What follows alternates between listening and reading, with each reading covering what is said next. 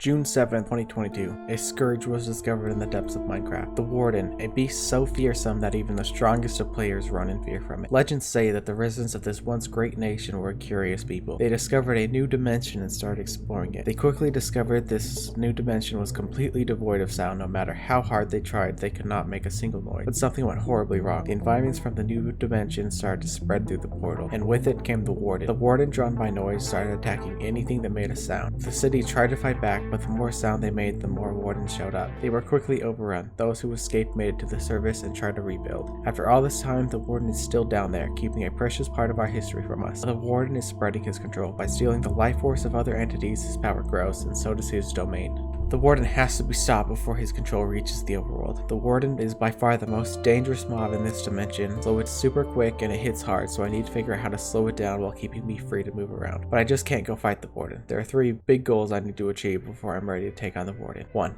Get full enchanted netherite armor and sword. 2. Extend my life. 3. Make potion. Once I achieve these 3 goals, I'll be ready to face down the Warden. Let's work on step 1 first. First, we'll break up step 1 into 4 parts. Get iron gear, get diamond gear, get an enchantment setup with a spawner for easy XP, and enter the nether to find netherite. Let's start with the basics. After I got wood tools, I got stone tools. Once I got stone tools, I went caving. After that, it wasn't long before I had enough iron for full iron. After cleaning out the cave, I went looking for a village. After some traveling, I found one and began to cycle a villager for fortune 3.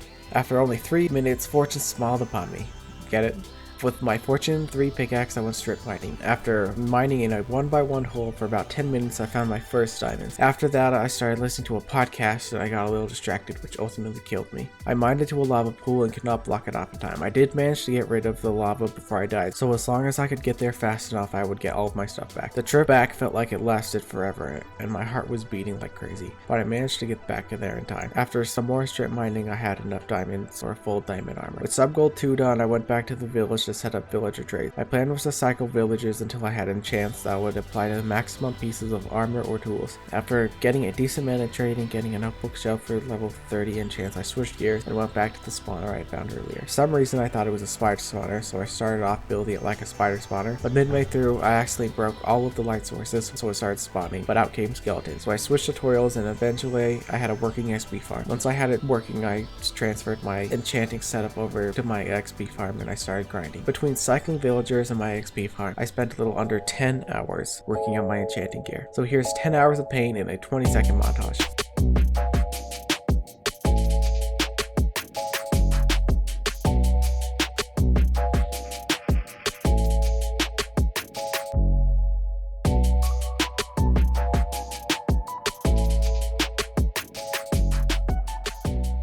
With sub goal 3 done, it was time to head to the nether. I have a very bad track record with the nether. I don't think I have gone a single time into the nether and not died. The stakes were high, so I wasted no time getting down to netherite level and started digging. It took me about half an hour to find my first piece of ancient debris, but after that it came pretty quickly. In about 2 hours I managed to find 20 pieces, just enough for my armor and my sword. After turning the ancient debris into netherite and applying that netherite, I turned around and started running home. I quickly got lost in all the random side branches I had dug, so I decided just to dig my way home. And on my way there, I found enough ancient debris for another piece of netherite. As I was digging home, I mined into a wide open area that had a fortress. After looting all of the chests I could find and getting enough blaze rods for eyes of ender and potions, I went back to my portal and got home. With 1/3 of my goals I set at the beginning of this video done, I was feeling pretty good. On to goal 2, extending my life. This means I need totems them dying, golden apples, and golden carrots. Totems them dying only drop from the evokers, and evokers only spawn in 2 places: village raids and woodland mansions. I think woodland mansion will be the fastest way to get totems, so I made a cartography villager and named him Joseph. I traded with Joseph until he had the woodland mansion map trade.